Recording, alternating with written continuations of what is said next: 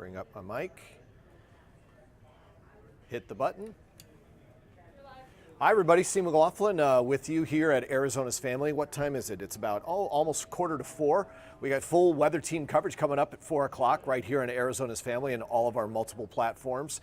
We're showing you there live the Salt River because even though the rain has ended, you can see that this is just such an unusual sight to see here in the desert. Salt River is usually kind of that dry riverbed that runs the length of the valley, and man, those Granite Reef Dam releases from SRP, they are making a lot of room for all this snow melt that we are anticipating over the next month and a half. Salt River is going to be running for quite a long time, so that means you want to stay out of those low-lying crossings like McKellips, which is what I'm seeing right now. And you can see the afternoon traffic is looking pretty good, but look at that. That Salt River is going to be running for a long time, which means the waters above Tempe Town Lake, all those recreational water areas where all the kayakers like to go, or maybe a lot of photographers like to go to maybe catch some of the Salt River wild horses. You want to stay away from Salt River. That is currently under a flood warning that's set to expire this weekend. I can almost guarantee you that it's probably going to be extended yet again. It's been extended weeks and weeks now for the last month and a half. It also has extended west of 91st Avenue where it turns into the Gila. So far and away, you just want to stay out of the salt. That's kind of what I'm setting you up to kind of show you what's going on over the past 48 hours. Yesterday and this morning, we had some really good looking rainfall totals. Take a look up in the northern part of the Valley, Anthem and Carefree, almost an inch of rain from this last storm. And you can see who lost out on this storm.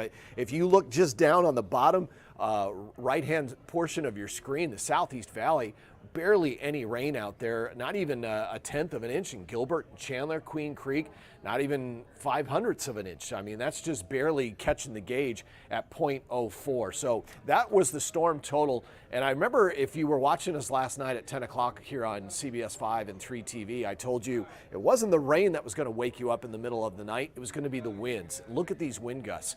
Almost hurricane force winds up in Springerville at 72 miles an hour, Crown King 65, Pinedale at 62, Flagstaff 61, Happy Jack at 60.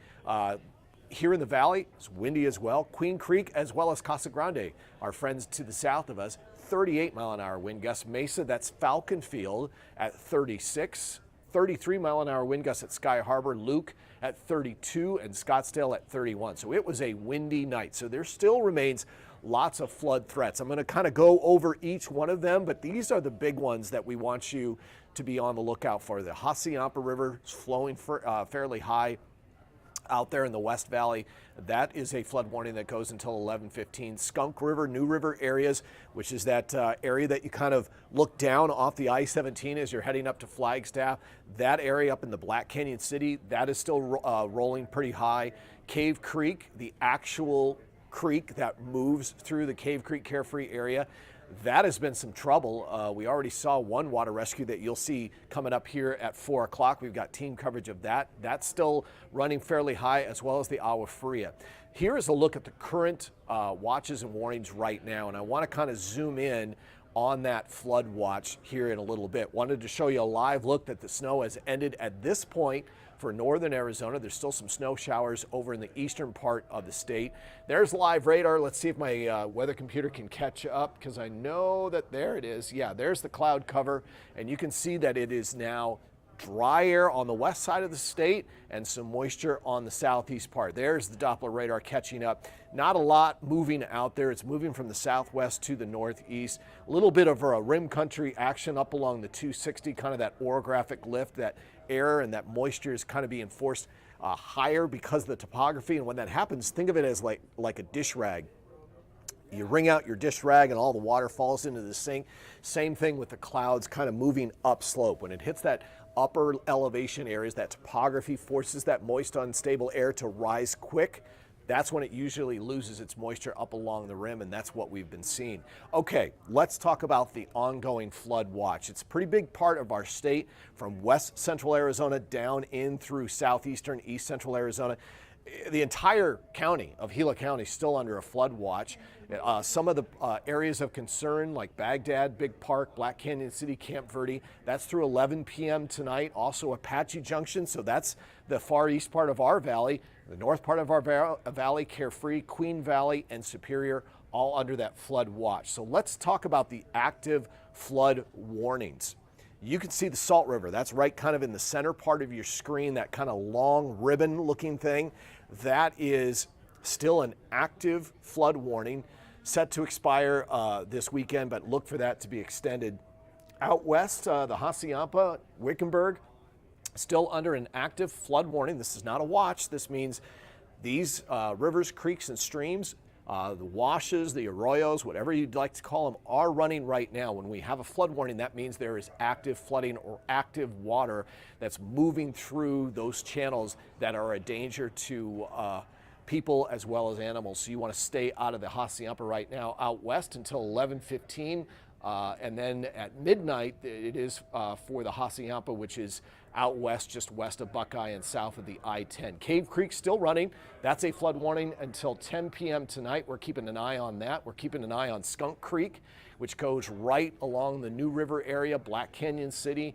That's still in effect until 10 p.m. That big, long ribbon of Agua Fria, that includes Black Canyon City, kind of where that kind of converges. That's just north and east of Mare, and then all the way down the I-17 corridor.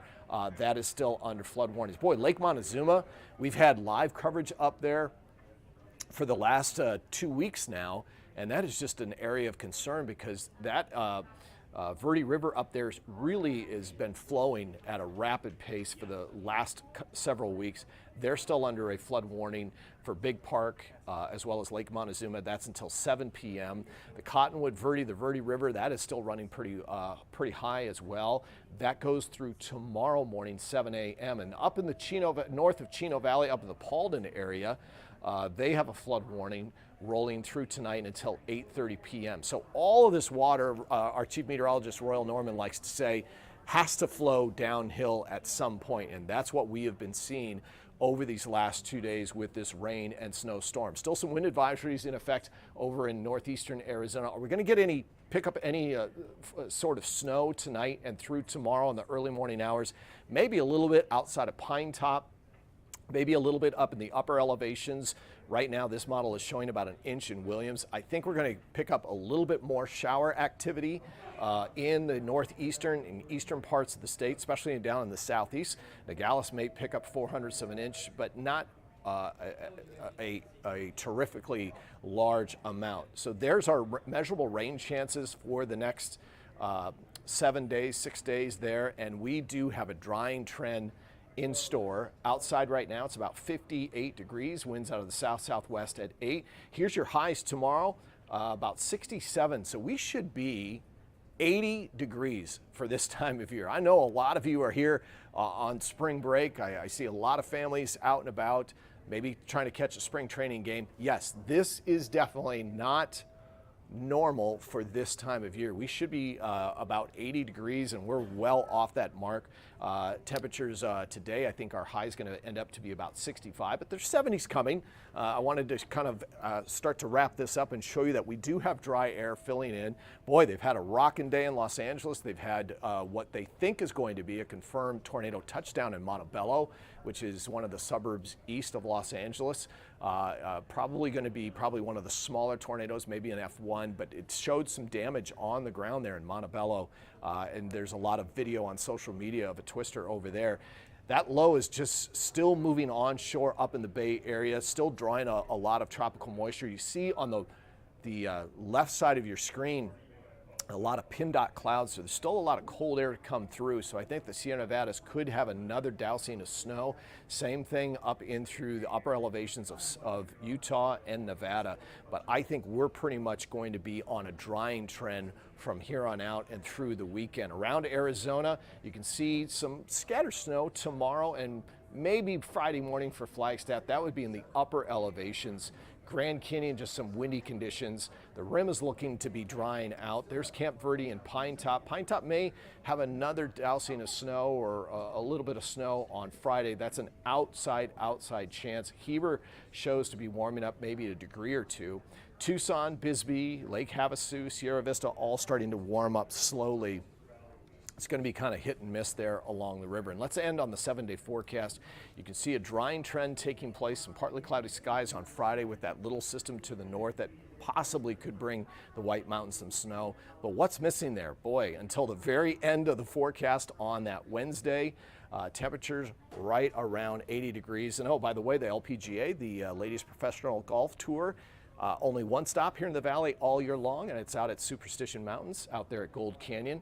They start golfing tomorrow, final round on Sunday, and they should have a gorgeous round on television with a high of 70 degrees. All right, so that's going to wrap it up because I want to turn it over to Paul Horton. He's getting ready to bring you all the latest developments on all of the rain and snowfall, all the wind gusts, as well as all of the ongoing flood warnings that are in place. We've got crews around the state keeping you informed of areas that you want to stay away from because it's going to take a while, several days in fact, for all of the upper elevation areas to drain away all of this rain and snow that we've received. But we're below average on temperature. We are well above average on precipitation. So there's good news and bad news, right? The great news is that we needed all this rain. We needed all this moisture. We needed this snow and this snowpack, and it looks like we're going to be in real good shape on our short-term drought situation. Our reservoirs, SRP is closing in on 99% full, which we haven't seen in years. So keep it right here. Several different sources to keep you updated on our First Alert weather team. You can go to azfamily.com each and every day. We post all the latest forecast. We have weather videos. It's a great time to have our First Alert weather and traffic app on your phone. I just showed you some ongoing flood warnings in a wide variety or wide areas of our state. If you have our app, we keep you updated. In fact, our app actually can follow where you're located and keep you informed of which flood warning or weather warning is in your area based on the GPS signal on your phone. So it's a matter of safety. If you've got a family like I do, you want to always keep your kids safe and want to know exactly what's happening. It's really a good time to download our app. So want to thank you for joining us. Let's see, check the time, about 5 minutes till at the top of the hour right here on Arizona's Family at azfamily.com. Wherever you stream Arizona's Family, we have got the latest top stories of the day, as well as the latest weather coverage from not only across the valley, but from across the state.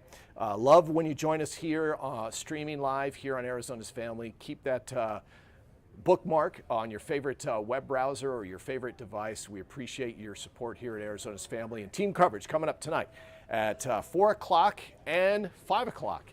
And 6, you can see me at 6 and 6:30. And then again, 8, 9, and 10. We got all the bases covered here at Arizona's Family. Thanks for joining us. Enjoy the team coverage coming up live here at 4 o'clock. Thanks for watching Arizona's Family. Watch us live wherever you are. Our mobile and streaming news app. You can also watch us on Roku, Apple TV, Fire TV, and Android TV. Subscribe on